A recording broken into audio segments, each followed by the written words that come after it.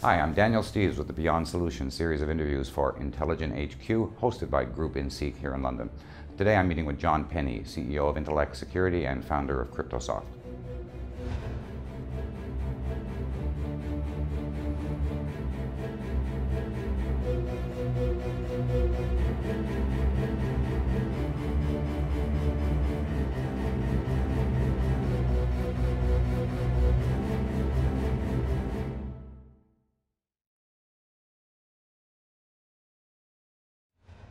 There's some major shifts in technology today, as everybody's hearing about pretty constantly in the news, ranging from cloud to social media to big data and everything in between. And of course, running the thread through all of this is info security. As we see in the news, it's a constant concern and it's a constant issue. Today we're speaking with Jon Penney, and we're going to be talking a little bit about security, how he got into this space and what he sees as the future for it.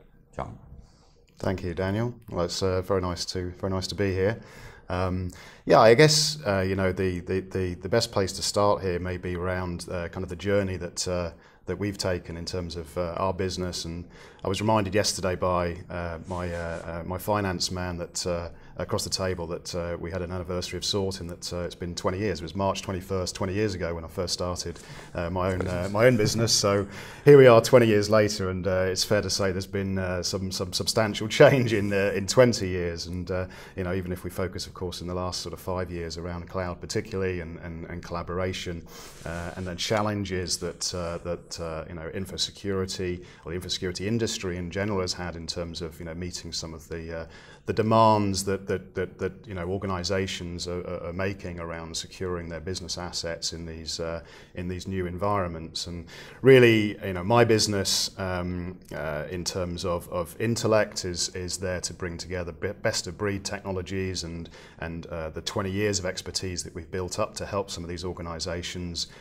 rise to some of these challenges and take advantage of things like the cloud and collaboration within those environments, but also as Cryptosoft, a software company that we started about 3 or 4 years ago, that really came about largely through direct dialogues that we were having with companies who were very aware of the problems that existed in terms of protecting their information assets and you know, the emerging cloud infrastructures that they were wanting to take advantage of. But the problems largely that they were faced were the complexities around provisioning encryption services to protect the data itself, because of course they no longer have control over the boundaries when they're pushing this stuff into the cloud. And that's really where the Cryptosoft technology was born.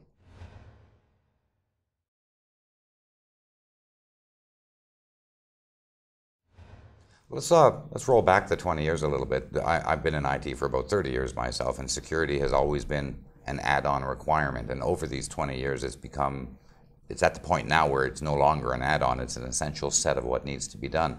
But how did you get into that space? What was it that attracted you into the security side of the IT world? Well, I think you know, we came from an era where, you know, we worked very closely with core kind of business systems with organisations. Traditionally, our business has been around enterprise management, and I'm talking about sort of late 80s, early 90s here. So we had a lot of exposure to core infrastructure environments within these businesses, and less sort of around the desktop, where even in those days kind of stuff like antivirus was obviously taking shape, and the likes of Symantec and McAfee were building businesses around those technologies. But fundamentally, you know, we saw a lot of the opportunity around even, you know, 15 years ago around helping organizations to protect the stuff that sits, you know, at the back end in the data centers, that traditionally organizations have been able to protect quite effectively using perimeter controls such as firewalls, etc. But of course, increasingly, and we see it in the news every day, we are seeing real evidence that these traditional controls and approaches are no longer satisfactory in terms of protecting what we really describe as the crown jewels within these organizations. And you know, the interesting trend, I think, for us in terms of where these dialogues are taking place is it's no longer just with the security guys in these businesses, the conversations are taking place with individuals much higher up in the organizations who are concerned with protecting the entire brand of the business. And so it's a CEO imperative now rather than just a security manager's imperative, because at the end of the day, the success or failure of the business on a fairly grand scale, hinges on them protecting these assets because of the dangers in terms of disruption and damage to the brands, which can bring down some fairly serious size organizations if they're not careful.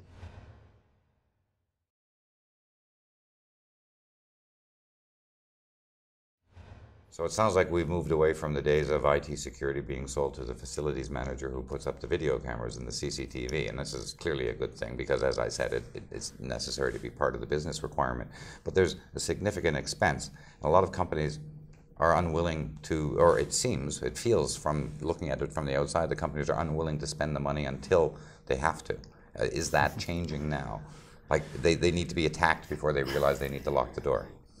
I think it's it's an unfortunate fact that at the moment we have legislation in terms of EU directives and PCI obviously around financial services data that is helping organisations, should we take the problems a little more seriously, but at the end of the day, you're not breaking the law fundamentally if you don't take adequate measures to protect the data. And we see time and time again situations where organisations are being breached, and it's in the news on almost a weekly basis in areas that fundamentally aren't today that difficult to lock down and protect. So you've got to ask yourself, why aren't these people taking these very, very basic precautions? And at the end of the day, it's probably because, as you say, they haven't suffered that breach before.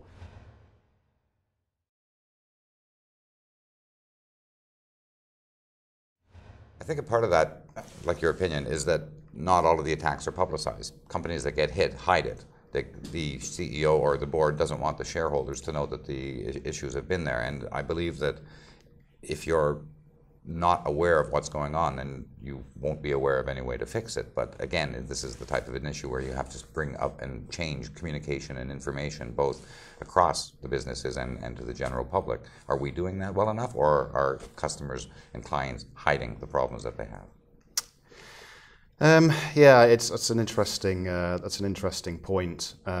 I think to a large extent, historically, where organisations have relied on their own data centres to host the core kind of business assets, they've been able to hide behind this perception, at least, that this stuff is safe because they've got control of the borders. Now, in reality, and it's still the case, I think, up till last year, some of the figures published by Forrester was around 75% of IT security budgets are still spent protecting the perimeter.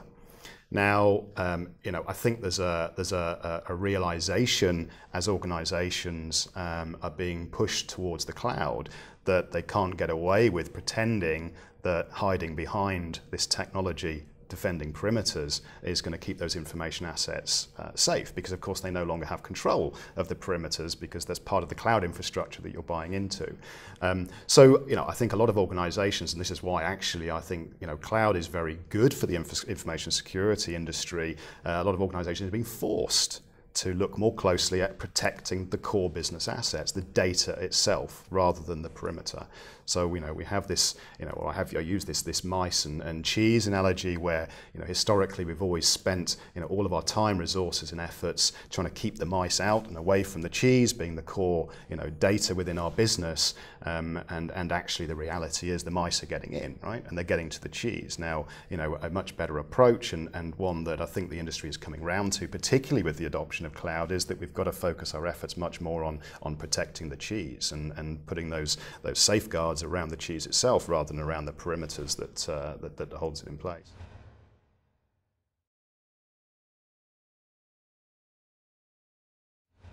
So I think a fair bit of this comes down to the cloud providers who need to educate their customers if the customers aren't aware themselves. And I find that always is a tricky one, because the providers themselves are in the business of making money, but they're in the business of making money with the proper relationships and the proper service types of delivery. So they need to educate their customer on the risks of cloud while selling to their customers that there is no risk to using cloud. So this is where I think something like Cryptosoft becomes a very interesting piece of technology to discuss, because we all know about antivirus, when you can get mobile encryption on your phone and you can do all kinds of other things, but it's what happens to the data in between, or if I have encrypted data, how does the other side get at it without it being an extremely painful and expensive process? Mm-hmm. Yeah, well, you know, the conversation around the guys that are providing the cloud services is again quite an interesting one, isn't it? And you know, at the end of the day, I think there's generally an acceptance there that you know, in the security or the perceived lack of security of their potential customers' data is recognised as an issue, and of course that's a massive barrier to sale for them. And you know, what we're doing at Cryptosoft is helping those cloud providers particularly break down some of those barriers and make their customers feel a lot more comfortable about embracing the services that they're trying to sell. And you know, this is education is a key thing, because of course, you know, if you talk to a lot of typical cloud providers, managed service providers, call them what you will, their perception of security is still about SSL. And you know, if you have a conversation with a cloud provider about security, they will say, yes, we've got security, and you say, well, what is that security for your customer data? And they'll say, well, we've got SSL in place and it's proven and never been broken and everything else. And you say, yeah, well, that's fine when the data's moving along a pipe, but what happens before it goes into that pipe, and what happens when it drops out of the other end? Because at some point in time, assuming that data doesn't just live inside a transport, they're protected by SSL, at some point in time you're going to have to give consideration towards that data sitting within these areas outside business applications and at each end of business data flows. And you can really only do that, and I think the industry is coming around to accepting that the only way you can do that effectively is by encrypting that data. But the challenge remains there, of course, of you know, how do we allow organizations to provision those encryption services in the first place, so that it's easy and persistent and simple. But most importantly, how do we ensure that they retain control over the keys that ultimately allows somebody or the holder of those keys to unlock the data, which of course should only be the organization that owns the information. And Cryptosoft is certainly, you know, one platform that's helping organizations do that. And you know, we see really the only way to allow organizations to do that effectively and embrace these kinds of technologies is to make it as simple as possible. And part of that has got to be the delivery of that technology as a service. Just in the same way that they're consuming other SaaS-based services in the cloud, encryption really should be no different.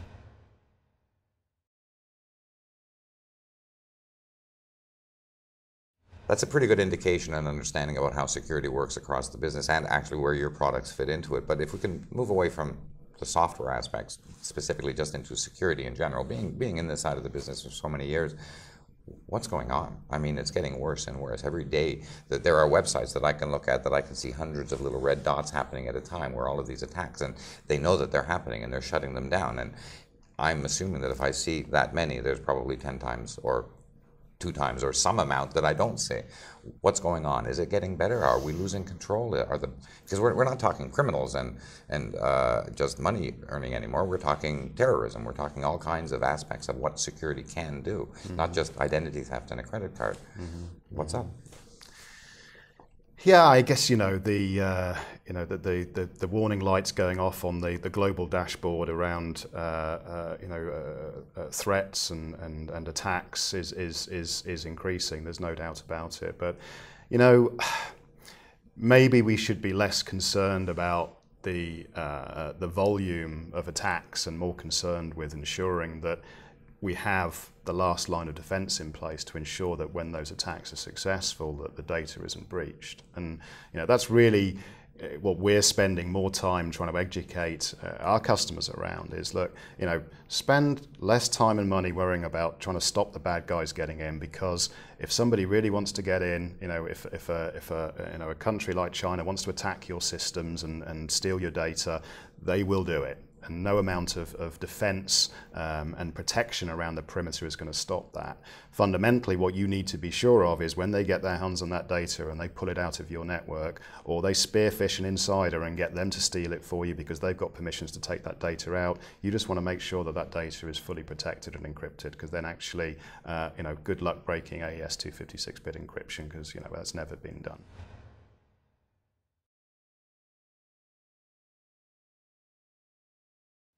So it's kind of like I locked the door in my house when I left this morning, but I know the average criminal who wants to get in can get in. The lock keeps the honest person out. So then I need to lock down and hide and secure the other things that are inside in anticipation that that lock and alarm system might not make a difference.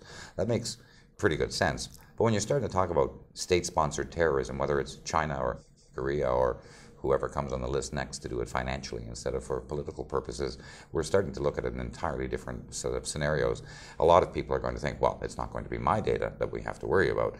But we know over the years, people have actually started to learn that data and security is more important, at the same time as the conventions of social media have been forcing people to not consider security in the same way. So I think that we're missing something in terms of communication. And what is the responsibility of this? Are we meant to be doing this ourselves? Is the industry should be doing this? Should we be teaching children in school at this point?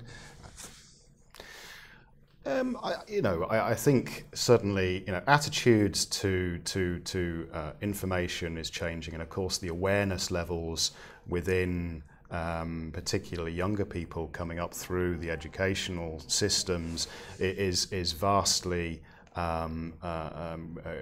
improved over maybe what it was 10 years ago when my children were coming through the education system, and that can only be a good thing.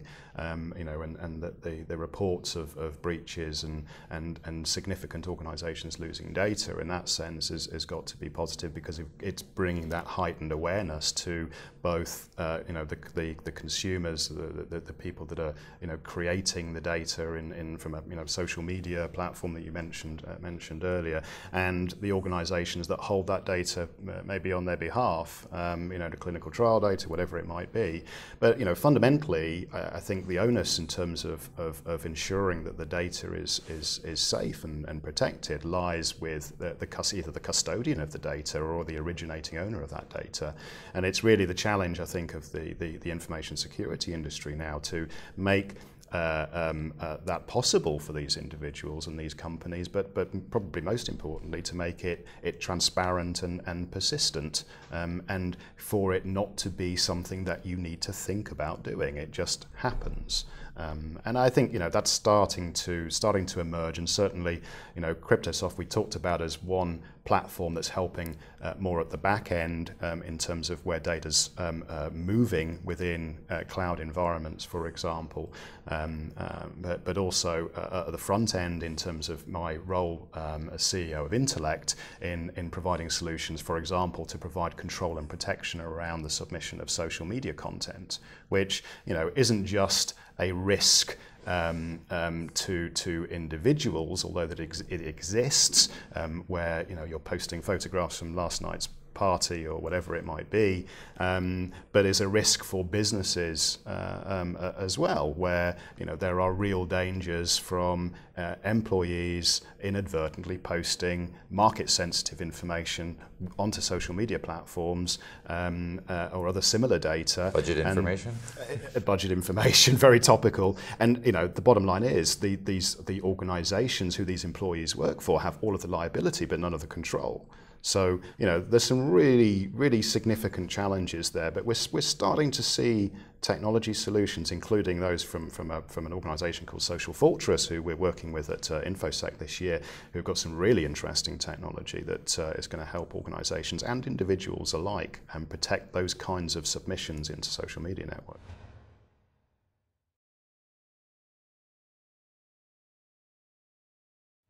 I think part of what I take out of that is that the playing field is so much larger than it used to be. We're not just worrying about our data, we're worrying about our social media. We're not just worrying about what we're saying and what we're posting, we're also worried about having our social media accounts hacked like Burger King did a few weeks back.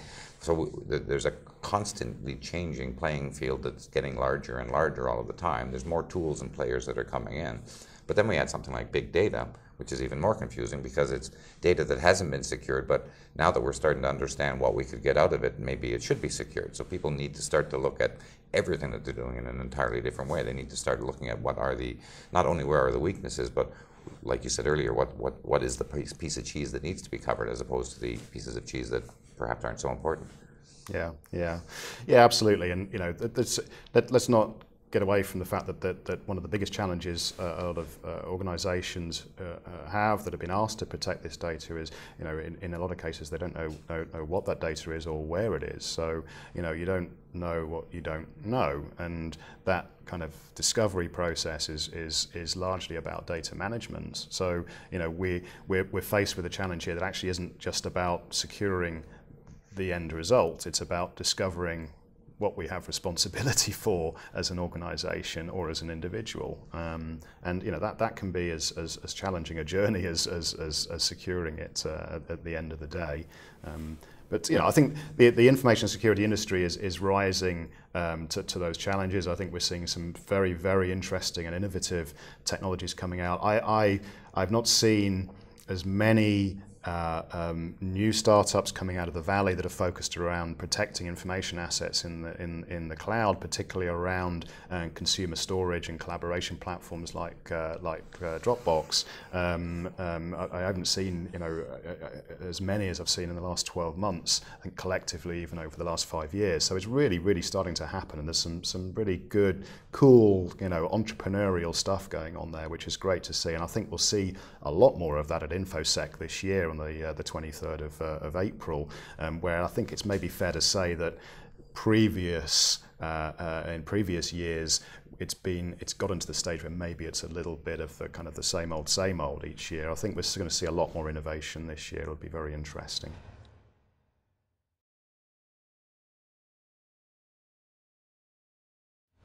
I'm looking forward to that, and I'm thinking from the technical side, what you've just covered is definitely a very tricky area, but one other thing that pops into my mind is bring your own device, and I tend to think of bring your own device as being a little bit broader than that. I've walked around IT departments that I've started working with and see a PC under a desk and find out it's actually a server. Well, today you only find that out by seeing somebody's credit card bill where they've charged 15 quid to Amazon. So it's not bring your own device, it's bring your own server. So how are you supposed to secure things that you don't even know what it's being used for, like you said a moment ago, but sometimes you don't even know it's being used at all?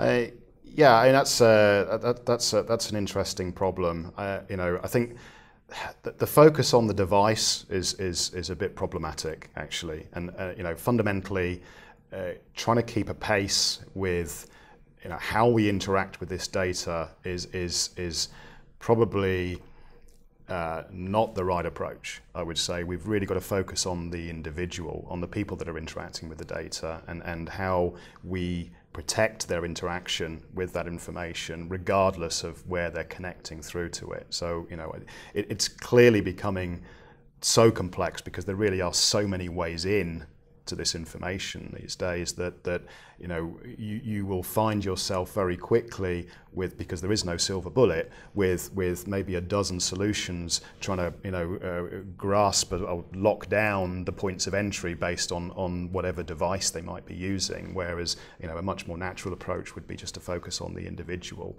and have the policies follow the individual regardless of where they are, whether it's an internet cafe or a business provisioned iPad or their own iPad that they brought into work. And as impossible as that maybe seems right now to imagine, there are technologies that are making that more and more of a reality.